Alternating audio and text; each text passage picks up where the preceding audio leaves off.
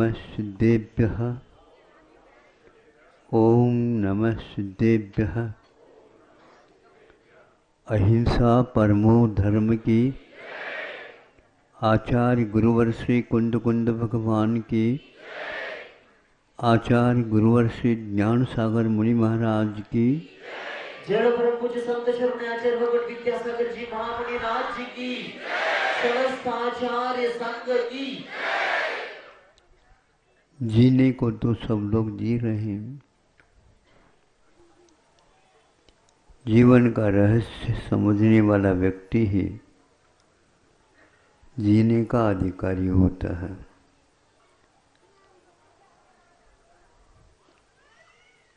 किसी को भी मालूम नहीं पड़ता उस द्रव्य का क्या स्वरूप है, वह क्या करता है, किससे संचालित है।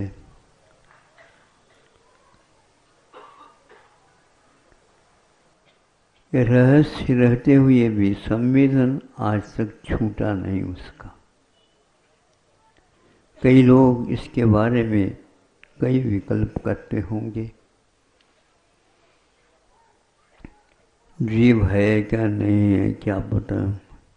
जब पता भी नहीं है तो जीव का पालन करना क्या वस्तु है। तो फिर यदि पालन नहीं हो सकता है तो भगवान की ध्वनि में जीव दया की मुख्यता क्या वस्तु।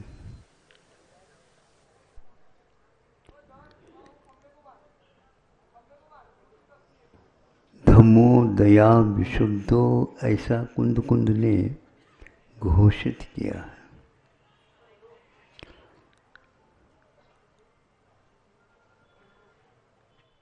दया के माध्यम से ही धर्म का रहना संभव है। जिस जीवन में दया नहीं है वह व्यक्ति किसी भी प्रकार से धर्म का पालन कर ही नहीं सकता, क्योंकि वह दया के बिना धर्म होता ही नहीं। ऐसे परम पुरुषों ने इस भारतवर्ष में समय समय पर घोषणा की है।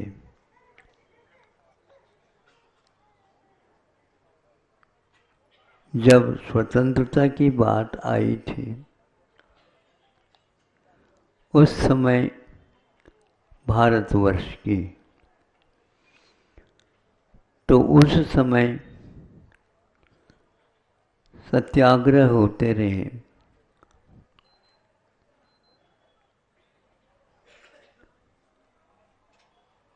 और उसमें एक वह भी व्यक्ति था जिन्होंने स्वतंत्रता के लिए जो आवश्यक धर्म अपेक्षित है,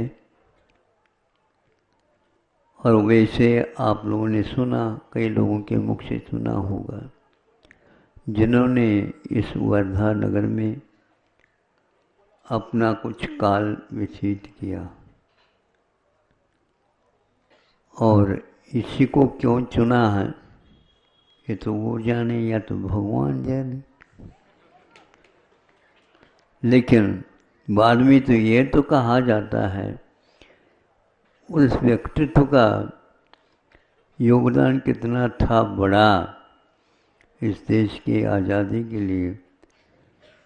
तो वह व्यक्ति यहाँ पर आकर के रह जाता है तो अपने आप पूछे बिना भी सिद्ध होता है वर्धा कोई विशेष स्थान अवश्य है। लेकिन उस व्यक्ति ने किस बल पर इस स्वतंत्रता की घोषणा की थी इसके बारे में बहुत कम लोग जानकार हैं। धीरे धीरे वस्तु स्वरूप उद्घाटित होता है तो कुछ लोग मान लेते नहीं आस्था के कारण, और कुछ लोग विज्ञान के कारण, और कुछ लोग स्वरूप समझ करके।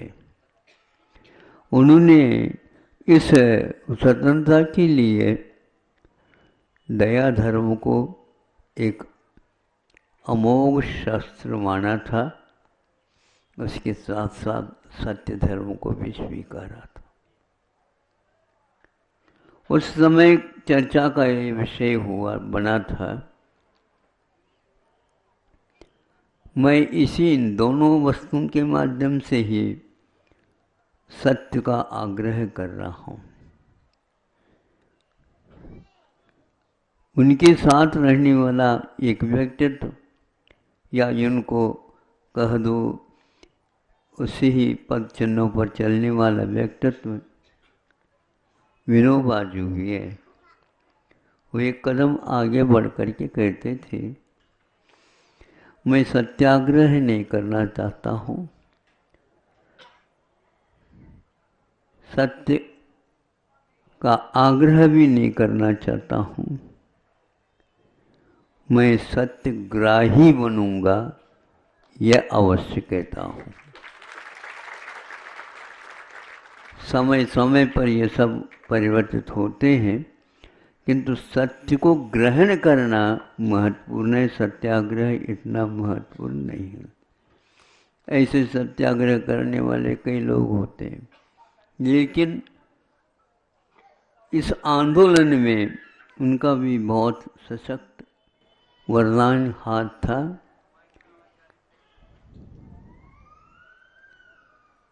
उनको भी जैसे महान महात्मा गांधी कहा जाता है, उसी प्रकार उनको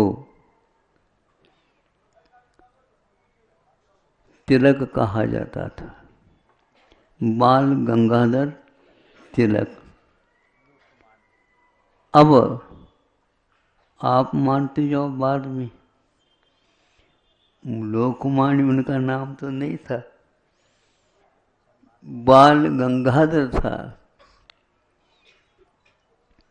बालक होते हुए भी गंगा को धारण करने की क्षमता किस माध्यम से थी, हमने तो इसको इस रूप में स्वीकार किया है। जहाँ कहीं भी बेंगलोर में, अहमदाबाद में, मुंबई में और इलाहाबाद में भी कह सकते हैं, और लाहौर वगैरह में भी इनके भाषण, संभाषण, प्रवचन आदि होते थे। उस समय में उन्होंने जो भाषण दिए वो बहुत मार्मिक है,